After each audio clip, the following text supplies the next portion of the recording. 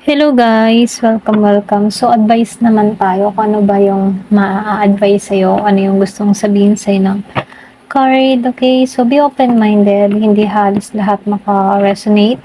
Thank you nga po pala sa mga nagsusubscribe, sa mga bumabalik, maraming pong salamat.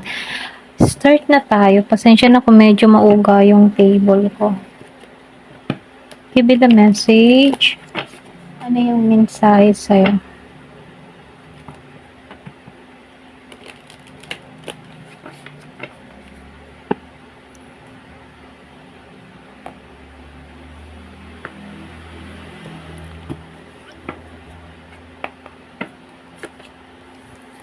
Seven of Cups, the Nine of Cups reverse, Page of Cups, Four of Pentacles.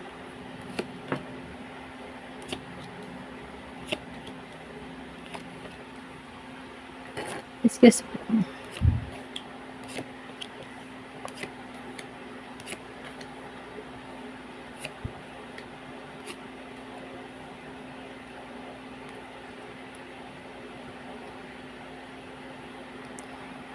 Meron akong nakitang Pisces, Cancer, Scorpio, Taurus, Virgo, Capricorn, Leo, Sagittarius, Aries, Gemini, Libra, and Aquarius. So, lahat lahat ng zodiac sign nandito. So, piliin nyo kung alin yung part nyo. Okay, kung saan kayo makaka-resonate, comment kayo. Okay? Ayan, start na tayo. So, dito, ayan, pasensya na. Yung iba sa inyo hindi halos lahat, especially kay water sign, Pisces, Scorpio, Cancer. Para bang ikaw yung tipo ng tao na kahit merong nangyayari dito, para bang hindi ka satisfied sa buhay mo kahit may mga blessing na dumarating sa'yo. Hindi halos lahat sa part na to Kumbaga, nangyayari dito, meron ka kasing hinihiling na gustong-gusto mo nang matupad, pero hindi pa pinagkakaloob, Kaya kahit may mga maliliit na blessing na dumarating sa'yo, hindi mo siya napapansin, pakaramdam mo dito, kulang pa rin, okay? So, nakikitaan ko dito na marami kang option dito. Yung iba sa inyo para bang marami kang gusto mangyari, marami kang hinihiling, marami kang gustong makamit, ganun. So, dito, sinasabihan ka dito, kumbaga, pag halimbawa, meron kang hinihiling, magtuon ka muna sa isa kasi hindi halos lahat sabay-sabay yan ibibigay, Meron niyang mga kanya-kanyang oras kung kailan mo makakamit yung kahilingan na hinihiling mo dito, okay? Kumbaga, sinasabihan ka dito, patient lang kasi ipagkakaloob naman ito sa'yo. So, dito, sa Page of Cups reverse and the Four of Pentacles reverse. Pareho silang naka-reverse dito. Kumbaga, meron akong nakikitang block na message. Pwedeng merong tao sa buhay mo na very immature. So, meron yung iba sa inyo kadiling na Pisces. Kumbaga dito, pwedeng meron ditong tao sa buhay mo na hindi siya magaling mag-express ng kanyang nararamdaman. Kumbaga, ikaw mismo yung para nag-iintay kung kailan to aamin or magsasabi sa'yo ng kanyang feelings dito, Para bang itong tao na to, or pwede rin ikaw, nagpipigil ka ng nararamdaman din dito. Okay? So, dito, meron lang nakita ditong tao na, unti-unting nagla-let go, or pwede rin meron siyang tinatanggal sa buhay niya. Pwedeng yung iba sa inyo, meron ditong tao na tinatanggal niya na yung control or mga attachment na nangyari sa nakaraan.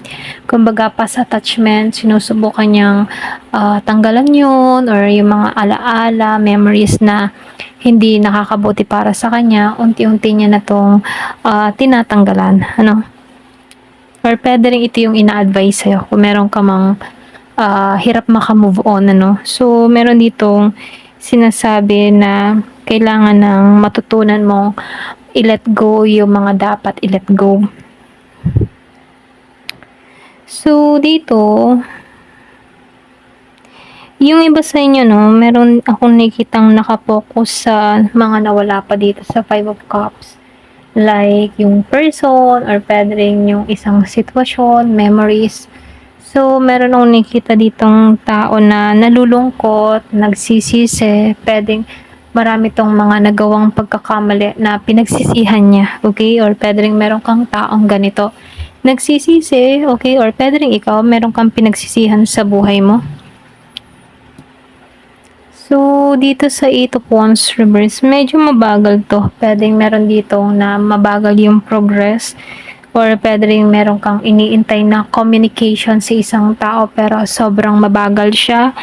Meron akong nakitang delay, para bang gusto mo nang umusad pero may pumipigil sa'yo, okay? Para bang merong humihila sa'yo para hindi ka makausad kahit gusto mo nang umusad, ganyan.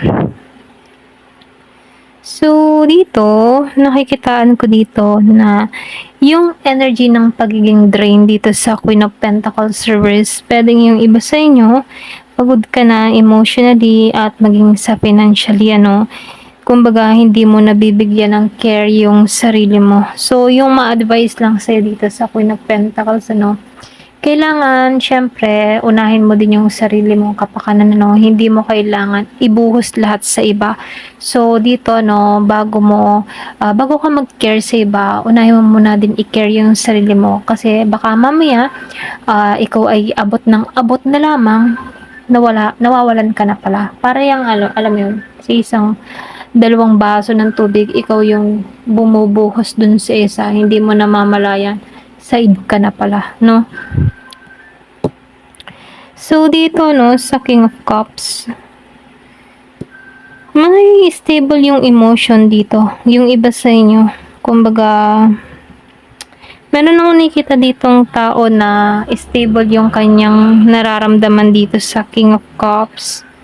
Pwedeng siya yung klase ng tao na matured or pwedeng mapagmahal or pwedeng ikaw to, no? Ikaw yung ganong klase ng tao na kalmado lang, mapagmahal, mapag-aruga, okay? Or pwede rin merong tao sa paligid mo na ganon, na kahit meron kang mga pinagdadaanan, andyan siya sa tabi mo, ganon. Pwedeng family members na sumusuporta sa'yo kahit meron kang mga mabigat na pinagdadaanan. So, dito sa Four of Swords of Right, yung iba sa inyo, no, kailangan mo din magpahinga. Okay? Pwedeng ikaw ay trabaho, ganun na lang yung routine ng trabaho. So, dito, binibigyan ka ng oras dito na minsan, hindi naman masama na bigyan mo din ng oras yung sarili mo para magpahinga. Okay? So, sinasabihan ka dito, kailangan mo din dito magpahinga. Hindi puro trabaho or hindi puro kaiisip. So, ito na yung time para bigyan mo ng oras din yung katawan mo. Okay? So, dito, no, lumabas si Ten of Cups. Upright. So, naka-upright naman siya, no. So, ito yung masasabing breakthrough mo, si Ten of Cups. Bakit? Kasi, dun mo mararamdaman yung emotional fulfilled, dun mo mararamdaman yung happiness, at dun mo mararamdaman yung kapayapaan sa pamilya. Pwedeng, kung humihiling ka ng ganito, yung tamang tao na magmamahal sa'yo, yung masasabi mong wish fulfillment na happy family, so makakamtan mo to, no? Kasi nakikitaan ko dito na magiging maayos ang lahat. Kumaga, nakikitaan ko dito na umaasam ka ng ganito, happiness or happy ending, ano. So, sinasabihan ka dito na makakamtan mo to, makakamit mo to. Okay, itong happiness na hinihiling mo at ito yung breakthrough mo. Okay?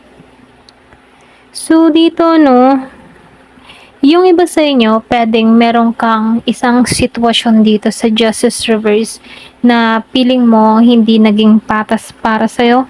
Kumbaga, huwag kang mag-alala, no? Kasi meron ako nakikitang karma. Kumbaga, yung karma dito kikilos, no? Kasi gano'n naman eh. Kumbaga, pag meron kang mga ginawang mabuti, di good karma yung parating. Pero pag bad, di bad karma. Matik na yun, Kaya lang, yung karma kasi hindi yan biglaan na halimbawa, gumawa ka ng masama, andyan na agad si karma. Bad karma, Hindi yun ganun, Kumbaga, yung karma diyan ay depende sa oras, okay? Kung kailan ka papasukin ng good or bad karma dito. Depende yun, So, ito na yung mensahe dito, Kumbaga, dito, meron lang ako nakikitang maling nangyari. Pwedeng meron ditong mga nagawang pagkakamali sa'yo or pwede rin ikaw meron kang nagawang pagkakamali dito.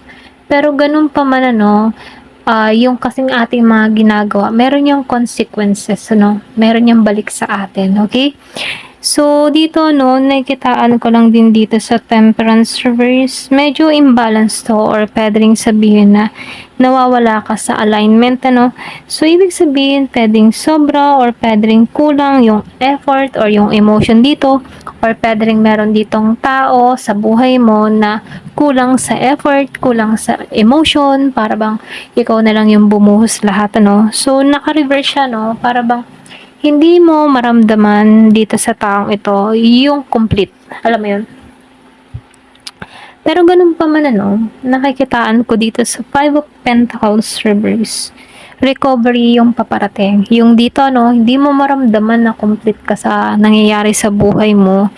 Pwedeng hindi ka masaya sa nagaganap sa'yo, pero huwag ka mag-alala. Lumabas si Five of Pentacles reverse, dyan pumapasok yung recovery. Ika nga, unti-unti kang makakaahon sa kahirapan. Kung ano man yung mga pinagdadaanan mo sa buhay, hirap na sitwasyon, hirap sa mga pagsubok, hirap sa financial, makaka-recovery ka dyan, okay? Kasi pumasok si Five of Pentacles reverse. Kung meron ka ding mga sakit na iinda, gagaling ka. So, dito, mainam syempre, manalangin tayo kasi miracle naman lagi yan nangyayari, sa taong naniniwala doon, okay? So, dito, nakikitaan ko lang dito, unti-unti kang makakaahon sa kahirapan. Financial man yan or emotional, makakaahon ka dyan. Maniwala ka lang, Kasi the more na positive ka, yun yung ma-attract mo. Kaya, mainam laging positive kasi kung ano yung buka ng bibig, yun yung nagaganap eh. Kaya mas mainam, positibo, Para nang sa ganun, yun yung ma-attract mo, positive. Panatilihing positive. Ganyan.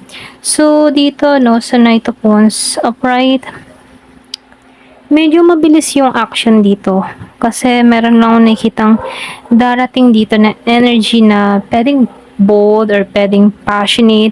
Pero minsan may pagka-impulsive siya dito. Pero ganun pa man, pumasok si Four of Wands. So, ibig sabihin, merong mangyayari dito. Pwedeng magandang balita, pwedeng celebration, or pwedeng good news na paparating sa buhay mo. Okay? So, posible yung iba sa inyo, stability yung parating or pwede ring relasyon yung iba sa inyo. Kung ikaw man ay humihiling ng bahay, lupa, or something na love life, ganyan. So, makakamtan mo to reunion ng isang tao, ganyan. So, makakamtan mo to sa Four of Wands kasi pumasok yung celebration, So, meron kang madidil din dito, businessman yan, or anong pa man yan, Ayan. So, may makakamtan ka dito. So, ayan pasensya na, nasasamid ako. Lumabas si King of Pentacles reverse. Medyo meron lang nakitang insecure dito. Para bang itong tao na to, hindi niya ramdam dito yung self-worth niya. Ganon.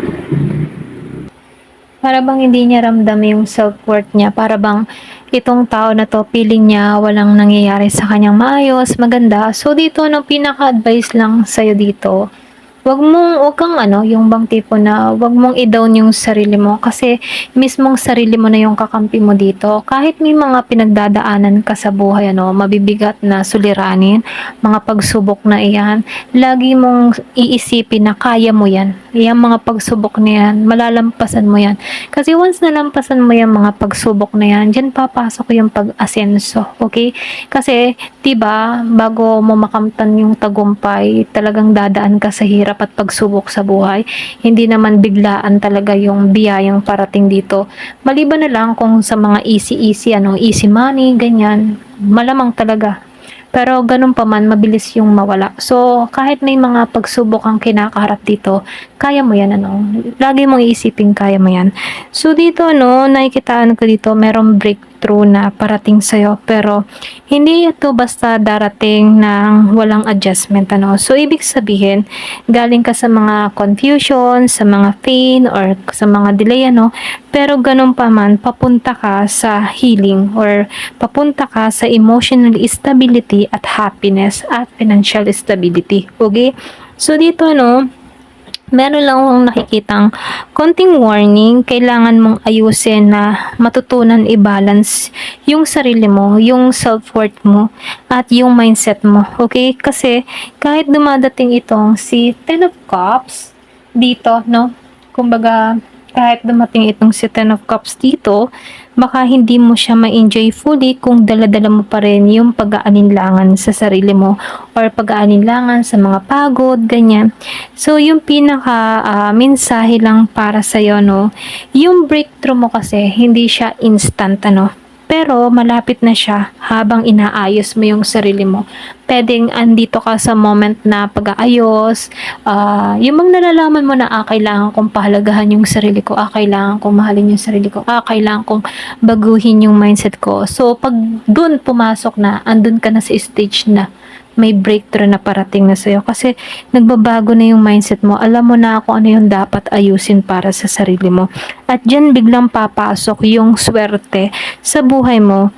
Okay? So, kailangan mo ditong matutunan mag-let go, yung mga dapat i-let go, maghilom sa mga dapat ihilom, at mag-moving forward. Okay? Para nang sa ganon, yung swerte ay makamtan mo. Siyempre, lagi mo ding isipin na swerte ang parating sa buhay mo. Ganon. Okay? Ayan, hanggang dito na lamang po. Thank you for watching. Love and peace.